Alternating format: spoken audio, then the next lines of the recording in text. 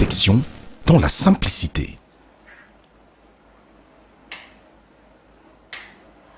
Très heureuse de vous retrouver à ce nouveau numéro de cette émission Écho des partis politiques et associations, mouvements.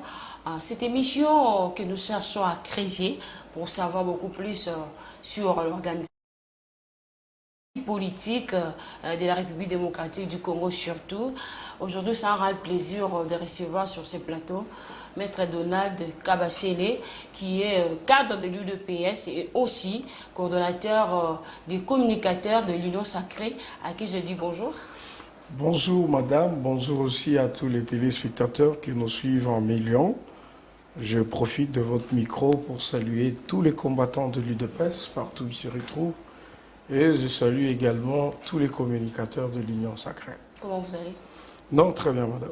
Ok, vous êtes cadre au sein de l'Union pour la démocratie et le progrès social. On peut connaître d'abord votre parcours politique. Merci beaucoup. J'aime toujours parler de mon parcours parce que c'est vrai, j'ai commencé à l'UDPS très jeune. Très jeune. À quelle année? C'était, je crois bien, en 2005 que j'ai commencé à suivre les aînés qui étaient justement combattants. Je fréquentais à l'époque une cellule, la cellule de Kimpanza, où je venais régulièrement. Et puis à un moment, je me suis retrouvé au Parlement debout Super Lemba, au Parlement debout Échangeur. J'étais régulièrement là. Toutes les actions de l'UDPS, mes parents ne voulaient même pas que je puisse participer. Je me suis forgé jusqu'à ce que j'aille à l'université, donc à l'UNIKIN. C'est alors qu'à partir de l'UNIKIN, j'ai adhéré à la cellule de Mbanzalemba, la cellule UDPS Mbanzalemba. Mais tantôt, on avait des réunions au Home 30, tantôt au Home 20, parce que les sites universitaires, déjà, c'était apolitique. Ça veut dire qu'on ne pouvait pas s'imaginer voir des gens parler politique. Jusqu'à ce que je gère l'UNIKIN, j'ai géré l'UNIKIN, j'ai commencé à commander la masse là-bas. Et puis, je suis revenu dans la cellule, j'ai été président cellulaire, je suis parti à la section, je suis parti à la fédération. Et puis aujourd'hui, je suis dans la Ligue nationale de jeunes de l'UDPS. Donc voilà un peu un parcours de combattant. Et donc c'est comme ça que je me suis retrouvé à l'UDPS. Qu'est-ce qui vous a motivé d'intégrer l'UDPS? Il y avait beaucoup de partis à cette époque-là. Oui, certainement, il y avait beaucoup de partis. Écoutez, à l'époque, nous tous, nous nous battions contre une seule chose, la dictature. Les Congolais n'avaient pas le moyen de s'exprimer. Personne ne leur donnait cette occasion, cette chance-là, de s'exprimer, de dire ce qu'ils pensent. Et pourtant, ils souffraient. Et pourtant, ils avaient des problèmes. Et pourtant, tout n'allait pas. Mais le politique s'évertuait à empêcher ces gens, déjà déprimés, déjà avec des chocs, à ne pas parler. Et pour moi, c'était une occasion. J'avais un grand frère dont j'étais le nom, qui, lui, me disait qu'il faut vous battre pour votre pays. Le Congo a un avenir qui est plus bon que ce que nous voyons actuellement. Par conviction personnelle, j'ai adhéré et je suis à l'UDPS jusqu'à ce jour. Ok, parlez-nous un peu de l'UDPS, de sa création jusqu'à ce jour. Donc l'idée, c'est presque mon histoire avec l'UDPS. Ça veut dire les Congolais ont vécu de brimades. Ils ont vécu beaucoup d'atrocités dans leur parcours. Ils ont connu une grande dictature, celle du président Mobutu, qui avait détourné même le manifeste de Lancellet. Le manifeste qui voulait qu'on prône le pluralisme politique, de partis politiques, qu'on parle démocratie, qu'on parle l'état des droits et qu'on parle de tout ça. Mais le maréchal à l'époque a voulu faire le manifeste selon sa pensée des dictateurs. Ça n'a pas marché jusqu'à ce qu'ils reçoivent la lettre des 13 parlementaires. Les 13 parlementaires, à l'époque, commissaires du peuple, ces gens se sont réunis, ils ont fait une correspondance où ils étaient effectivement en train de dire au président Mobutu que vous êtes en train de diriger le pays en dehors du manifeste tel qu'il a été apprécié par notre peuple. Et qu'il fallait qu'on revienne sur la démocratie, sur l'état des droits, sur tout ce qu'il y a comme réalité. Mais, vous savez, à l'époque, c'était une dictature très sanguinaire. Le maréchal ne pouvait pas s'imaginer qu'il y ait des gens qui étaient avec lui, mais qui peuvent lui dire des vérités de cette manière-là. Et donc, les 13 parlementaires ont évolué. Après leurs lettres, c'était beaucoup de choses, des relégations. On a pris certains, on a retourné au village, comme notre sphinx d'heureuse mémoire, Étienne Tshisekedi, et tant d'autres. Les autres, les enfants violés, arrêtés, torturés, tout ça c'était pour les obliger d'abandonner la lutte. Mais la bonne nouvelle, c'est que parmi les 13 parlementaires, il y a eu un qui s'est distingué, qui a amené le bateau de l'UDPS jusqu'à bon port, et c'est Étienne Tshisekedi. Voilà, c'est dans cette douleur-là qu'est né l'UDPS. C'était déjà en 1982. On a évolué jusqu'à ce qu'en 90, les choses commencent à s'activer de plus en plus. Et puis, l'opposition était tellement devenue forte et prônée par le Sphinx qu'il a été même coopté pour devenir Premier ministre. Il a dégagé une majorité au sein d'une assemblée qui était majoritairement constituée de moboutistes. Donc la lutte a commencé à payer jusqu'à ce qu'aujourd'hui, on parle de manière incontestable de l'UDPS comme parti politique. Ok, la lutte de Étienne Tshisekedi aujourd'hui, les Congolais peuvent être fiers de cette lutte? Oui, d'abord très fiers parce que Étienne Tshisekedi s'est battu pour la démocratie. Vous allez constater que Félix Tshisekedi arrive au pouvoir par des procédés démocratiques. Il ne tue pas, il n'entre pas dans une rébellion, il va aux urnes et il gagne, il devient président. Donc déjà, vous avez vu qu'à la différence de tous les cycles électoraux que nous avons connus dans notre pays, en 2006, nous avons eu presque une guerre civile entre Bemba et Joseph Kabila. En 2011, il y a le Sphinx qui a même prêté serment chez lui. Vraiment? Pour dire, ouais, certainement parce qu'il était le président élu. Voyez-vous? Et en 2018, vous arrivez, vous allez constater que par rapport aux autres cycles, on peut certainement faire des critiques, mais rassurez-vous que c'était une élection qui a mis, même si ce n'est pas en totalité les Congolais, une grande partie était quand même satisfaite. Parce qu'on voulait le départ de Joseph Kabila. Certainement, on veut le départ de Joseph Kabila et on aimait l'arrivée de Félix Tshisekedi. Donc c'est un concours de circonstances. Comme on n'a pas voulu de Kabila qui a tué le pays, il fallait trouver un fils du pays qui pouvait avoir l'amour de son pays. C'est ainsi que le choix a été porté sur Félix. Et voilà, Félix est président et ça marche. Le choix ça marche. de Joseph Kabila ou bien de la population, parlons, parce qu'on parle d'un président nommé.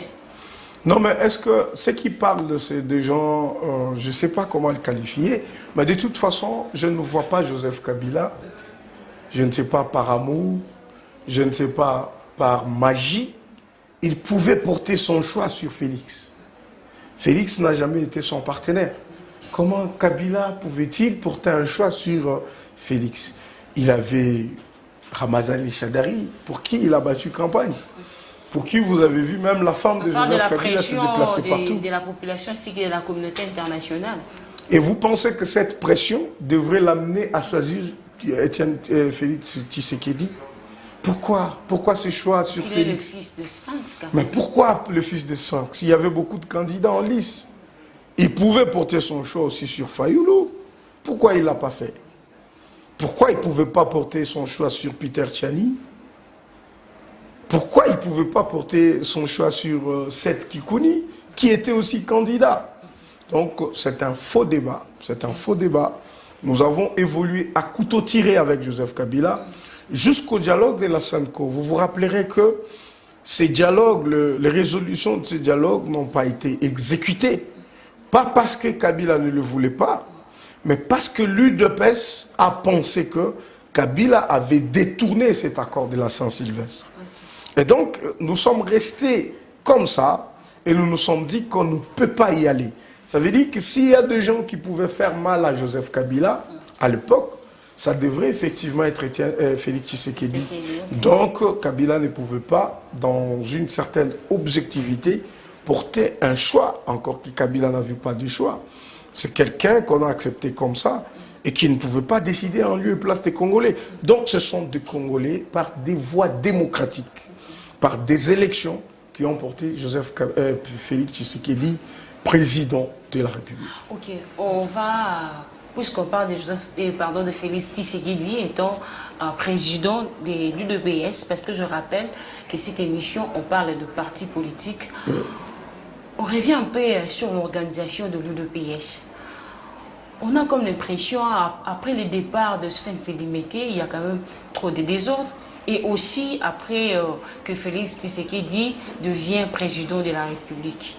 Qu'est-ce qui se passe exactement au sein de votre parti? Ce qui se passe exactement, c'est que maintenant, les Congolais ont des yeux braqués sur l'UDPS. C'est la différence. C'est-à-dire que bien avant, l'UDPS avait un mode de comportement, un mode de gestion, mais les Congolais ne pouvaient pas prêter leur attention principalement sur l'UDPS. Ils étaient intéressés avec l'UDPS à chasser des dictatures. Mais à l'UDPS, madame, je peux vous surprendre. La démocratie, elle est tellement criante que les choses se sont toujours passées de la même manière. Qu'est-ce que ça se passe aujourd'hui? À l'UDPS, ce n'est pas un parti où vous venez, vous dites on part à gauche et tout le monde part à gauche. Pas du tout. Donc même si vous êtes président, vous dites allons à gauche, vous trouverez des gens qui vous diront nous ne pouvons pas aller à gauche. Il faut qu'on aille à droite. Ça veut dire que la liberté d'expression, d'opinion, de pensée, c'est le leitmotiv, c'est la réalité, c'est ça même la vérité au sein de l'UDPS. La libertinage. Hein? C'est maintenant aux yeux des autres qui veulent, c'est les amoureux de l'organisation, les amoureux de la discipline et certains amoureux de la dictature. Voyez dans cette expression démocratique un désordre. Et moi aussi, je semble partager un tout petit peu cette appréhension. Parce que je me dis, certainement, les gens ont besoin qu'il y ait un chef au sein du parti qui dise « allons à gauche, on part à gauche. Allons à droite, on part à droite. » Et parce qu'en réalité, c'est au fait ça le contraste. Si nous optons pour une démocratie dans un pays, cela voudrait dire qu'on accepte qu'il y ait des opinions divergentes. Donc on ne peut pas vouloir qu'on soit dans une démocratie et vouloir que les gens parlent le même langage. Ça ne sera pas la démocratie. Mais quand même, il faudra qu'il y ait de l'ordre. Non, si on dit on laisse pas les gens, si on peut laisser les gens parler, mais il faudra quand même de l'ordre. Non mais écoutez, nous parlons dans l'ordre. Certains estiment que les choses ne se font pas bien. Certains ont des reproches à adresser à notre hiérarchie au sein du parti. Et surtout, on peut citer Augustin Kabouya. C'est ça, c'est deux points de vue en fait. Il n'y a jamais eu un secrétaire général à l'UDPS qui est passé, il est secrétaire général, il est saint, il est bon, tout le monde doit lui obéir, tout le monde doit l'acclamer. Ça n'a jamais existé. Tous les secrétaires généraux ont toujours connu des problèmes. Mais je crois qu'ils ont eu certainement des capacités différentes. Certains ont géré très bien ces revendications. Ils ont compris les soucis de la base. Ils ont réagi. Mais certains autres profitent de ce qu'il y a comme désordre, comme reproche, pour régler aux uns et aux autres des comptes. Ben, parce que ceux-là, ils ne m'aiment pas. Je deviens un secrétaire général de ceux qui m'aiment. Oui, parce que ceux-là étaient avec un adversaire, eh bien, moi, je ne peux pas le prendre. C'est ce qui est dangereux. Ok, la revendication ou soit les revendications de la base. Si d'abord, chez vous, à l'UDPS, il y a des revendications, des réclamations, quel sera le sort de la population congolaise?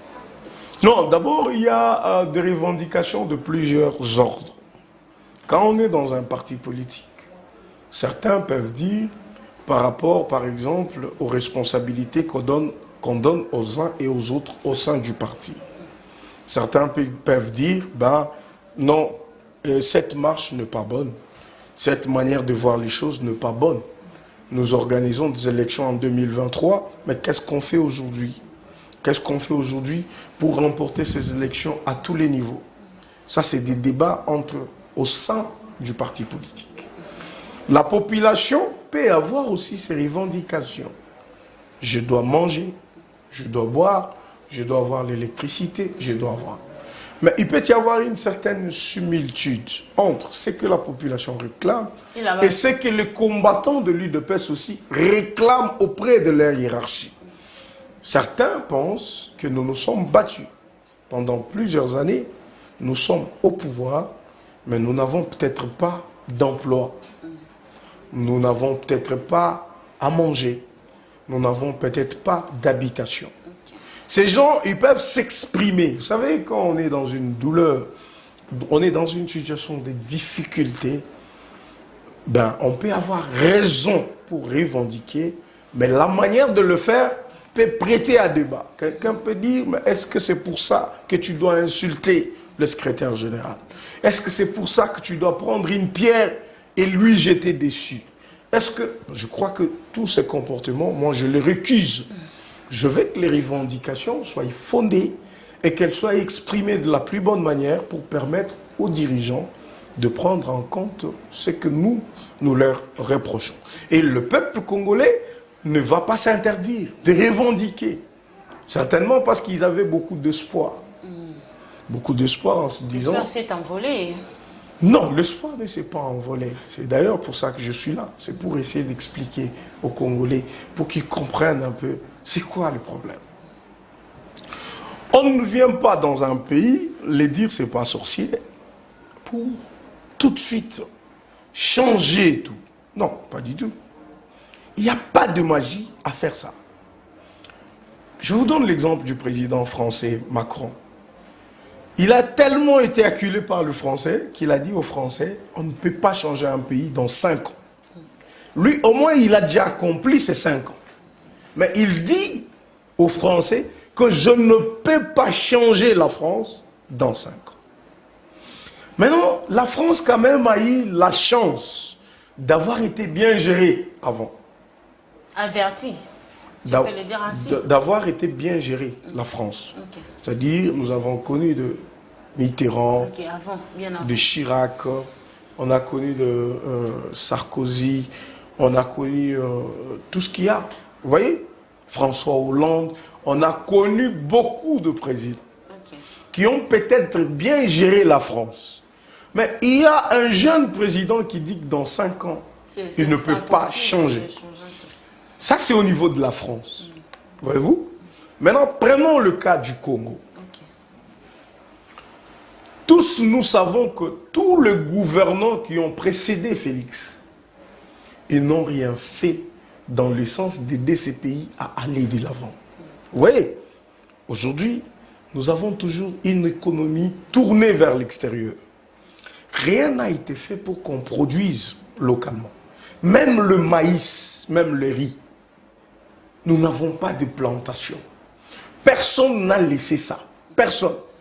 Que ce soit Mobutu, que ce soit Kasavubu, que ce soit Mouzé, que ce soit Joseph. Félix arrive, il est président de ce pays-là. Vous voyez? Cette économie, pendant toutes ces années, elle est tournée vers l'extérieur. Elle subit les chocs de l'extérieur. Il n'y a aucune production. Aucune. Je dis aucune production.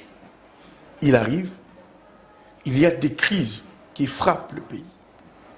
Tout ce qu'il peut faire, c'est essayer de prendre des mesures de résilience, de résistance, pour que notre peuple ne pleure pas. Mais on pleure. Mais qu'est-ce qui a été fait? Tout ce qu'il prend, on ne voit pas sur le terrain. Il n'y a pas de effets. Non, mais écoutez, quand rien n'avait été fait il y a 50 ans, prenons l'exemple. Quand vous arrivez dans 3 ans, qu'est-ce que vous faites? Vous commencez par les fondamentaux. il faut faire quelque chose. Qu'est-ce qu'il faut? Il faut poser les jalons.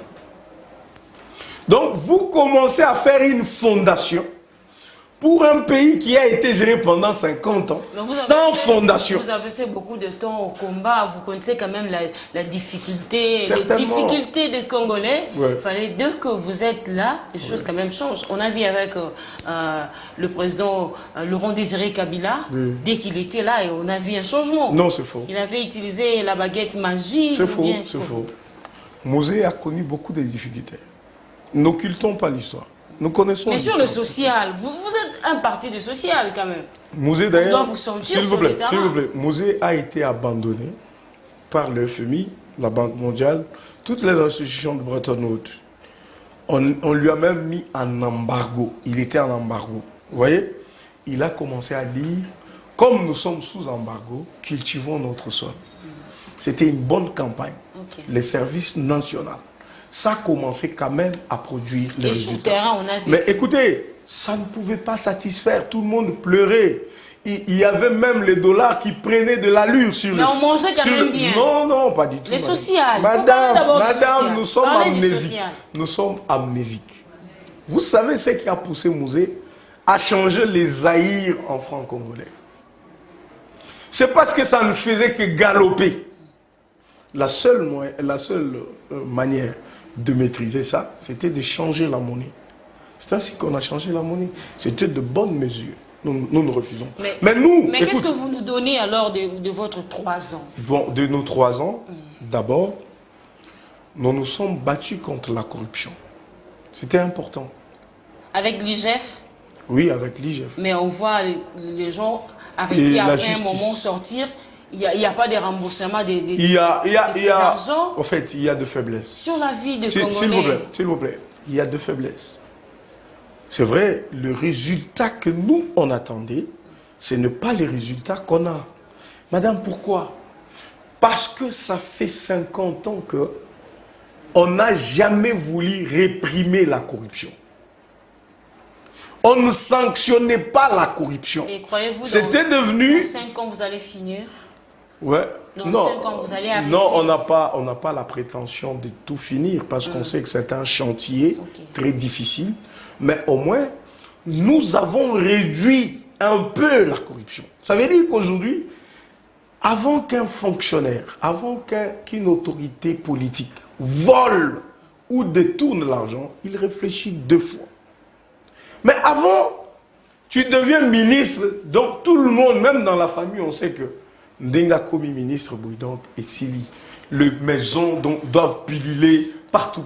Mais avec nous, même si vous êtes ministre, même si vous êtes DG, avant de voler, tu réfléchis 2 fois. Tu te demandes, est-ce que l'IGF ne mourra pas?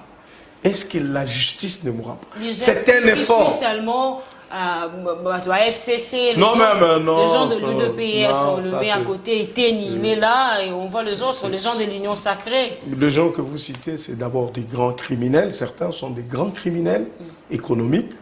Certains sont des grands corrompus et des grands corrupteurs, des grands détourneurs. Maintenant, ils pensent qu'on les attaque et on laisse les autres. Non, mais c'est connu. Qui ne connaît pas que dans ce pays, ces gens qui ont géré le pays ici, ils n'ont fait que détourner les billets. Et vous, les Yongondo, avec l'argent de la Covid ici, la suite, c'est où? Non, écoutez, avec Eteni, je ne connais pas trop le dossier d'Eteni Longondo, mais j'ai vu de preuves que l'argent qui était recherché par l'IGF, cet argent avait été retourné d'une manière ou d'une autre, ou qu'il y aurait eu de preuves, voyez-vous, que cet argent-là n'était pas perdu. Maintenant, comment voulez-vous que quelqu'un comme ça soit seulement arrêté? Non. L'état des droits, c'est quoi? C'est que quand tu as raison, tu as raison. Que tu sois de l'UDPS ou du FCC. Mais quand tu as raison, tu as raison. Mais vous reconnaissez quand même la faiblesse de la gestion du pays par l'UDPS? Non, en fait, c'est pas ce que les Congolais attendaient. S'il vous plaît. On pensait que si un opposant ou quelqu'un de l'UDPS accédait au pouvoir, il y aura quand même des changements parce que vous prônez pour le social. On a vu le contraire. Dans une gestion, madame, il y a de force, il y a aussi de faiblesse. Parce que la gestion, c'est une œuvre de l'humain que je suis. En tant qu'humain, il y a des efforts que nous enregistrons. Il y a aussi de faiblesses. Ces faiblesses sont dues, je vous ai dit, par rapport à la nature même que la corruption avait déjà pris dans notre pays. Ça veut dire qu'on peut faire un programme, on dit qu'on doit l'exécuter, mais il y a quand même des gens qui viennent, qui sautent dessus, qui volent, qui détournent, ou qui... Peut-être la sanction, telle que nous l'envisageons, elle ne vient pas aussi rapidement, elle vient lentement ou elle vient un peu avec tâtonnement. Ça, c'est des faiblesses qui doivent être tout de suite corrigées. Okay. Mais est-ce que c'est pour autant dire que, parce qu'il y a ces faiblesses-là, donc rien n'est fait? Okay. Quel bilan vous allez présenter à la population si aujourd'hui, Félix Tshisekedi devait revenir encore sur la gestion de la chose publique? Quel bilan? Merci. Nous allons dire aux Congolais qu'avant Tshisekedi, en recettes internes, dans notre pays, on nageait entre 800 millions et 900 millions de dollars. Mais avec Félix, nous sommes à 6 milliards de dollars. Nous allons dire ça aux Congolais. Okay. Réserve propre, c'est-à-dire de recettes ne fût-ce que des régies financières et des revenus. Non, madame, je vais vous dire. Laissez-moi finir. Okay. Nous allons dire aux Congolais que nous avons trouvé un budget de 3 milliards à 4 milliards de dollars et aujourd'hui, nous sommes à 10 milliards de dollars. Nous allons dire aux Congolais que ceux qui ont géré ces pays pendant 18 ans ont laissé 1 milliard de dollars de réserves d'échange. Mais nous, dans 3 ans, nous sommes à 3 milliards, 5 millions de dollars. Nous allons dire aux Congolais que nous avons trouvé nos enfants en train de payer le frais pour leur scolarité. Mais avec Félix, l'enseignement primaire est devenu gratuit.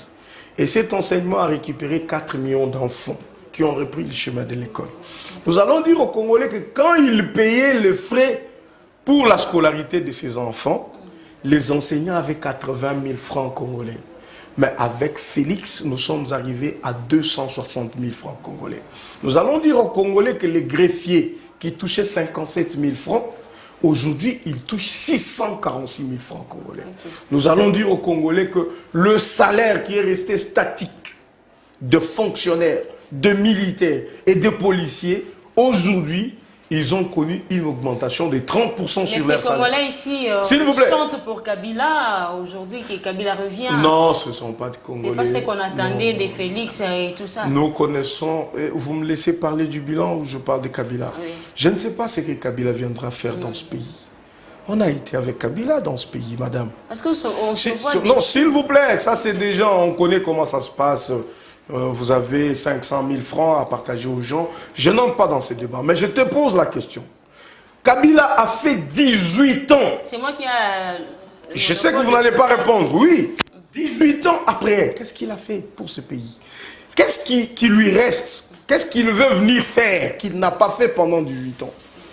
Qu'il fera dans 5 ans, parce que le mandat, il est de 5 ans. Kabila ne peut... Les Congolais ne peuvent pas vouloir que Kabila revienne. On va clôturer avec l'Union sacrée. Ouais. L'Union sacrée, on voit un peu de désordre. Vous nous résumez, qu'est-ce qui se passe? Il y a Batu qui est accusé de dédoubler l'Union sacrée pour, afin de se venger de son ministre déchu. Non, écoutez, ce que je vais dire pour le professeur Bahati, pour moi-même, et je dis ça à toutes les autorités de l'Union sacrée. Je l'ai dit même au président de la République.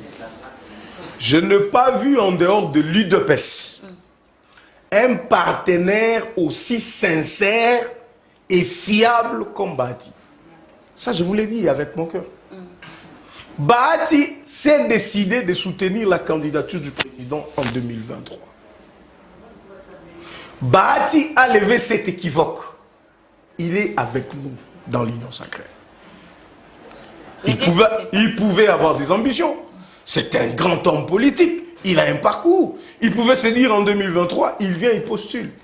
Ceux qui sont de ces mœurs de désordre, ce sont ces gens-là qui disent qu'ils sont avec nous, mais qui ne peuvent pas partager notre bilan, madame.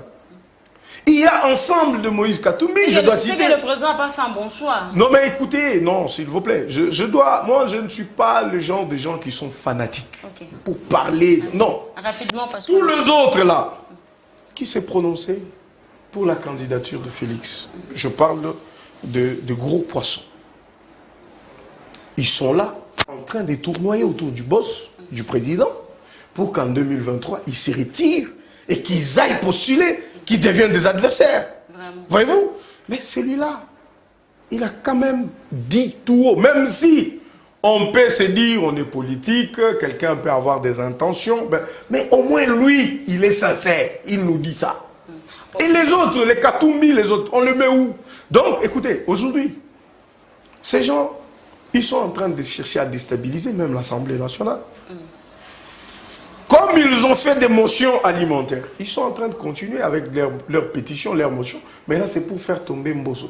Nous connaissons ces gens. Ils sont de l'Union sacrée. Vous allez faire quoi alors? Ils sont de l'Union sacrée. Mais pourquoi ils nous combattent au sein de l'Union sacrée? Qu'est-ce que vous allez faire? Nous allons les dénicher. Nous allons le mettre à la place publique. Nous allons montrer aux Congolais qu'ils sont des farceurs. Vous parlez d'un bon bilan, mais on voit chez vos compatriotes des Kasaï, Nzala, Katanga, en un mot seulement parce que nous sommes à la fin de l'année. C'est minimaliste. C'est minimaliste. Nous allons les qui partout. Ce qui est na bandundu. Il y a de quoi oyo nga na koma na bandundu. Mais les présidents, s'il vous plaît, vous partez dans l'Équateur. Moi, je suis parti là. Mais les autres ici, les Kabila, tout ça, ils ont laissé ce pays dans Nzala. Pourquoi les gens veulent faire une fixation sur les Kasaï? Pour dire les Kasaïens. Non, écoutez, à l'époque où Kyungu Okumwanza fait paix à son âme, avec toujours cette histoire de sécession, quand ils se sont décidés de reléguer les Kasaïens dans leur propre village, est-ce que c'était la gestion de Tshisekedi? Pourquoi on veut coller ces Nzala-là à Tshisekedi? Donc c'est partout, vous acceptez... Non, je dis que cette misère, on l'a laissée à dessein partout. Hein. Nous sommes en train de nous battre pour élever. Et maintenant, écoute, l'aspect tribaliste. Qu'est-ce qu'on veut dire à Félix? Que Félix va voir ceux qui sont de chez toi, va les aider. Et quand il ira chez lui pour aider, on va dire c'est un tribaliste. Mais il faut se voir. Félix est président de la République. C'est-à-dire, il est président de Kasaïen, de Katangé, ok, de Mongo, de Bandundu, de Bakongo. Il est président de toutes les tribus. Okay. Il n'a pas besoin de faire une préférence sur une tribu au détriment d'une autre. Non, pas du tout. Vous laissez votre maison, vos enfants en famille et puis vous allez ailleurs. Mais pourquoi on devient président de la République? Il faut rester gouverneur. Ok, merci beaucoup, Maître Donald. C'est un réel plaisir, un grand plaisir de vous avoir sur notre plateau de l'émission Écho des partis politiques et associations. Merci à vous aussi, chers téléspectateurs, de nous avoir suivis de partout. Nous remercions l'équipe technique. Je vois Luzon qui est assis derrière la caméra. Belgodor Moutombo aussi. Et Fia Lungela. Toute l'équipe technique nous ont soutenus pour réaliser cette émission. Quant à moi, je vous dis au revoir et à la prochaine. Merci.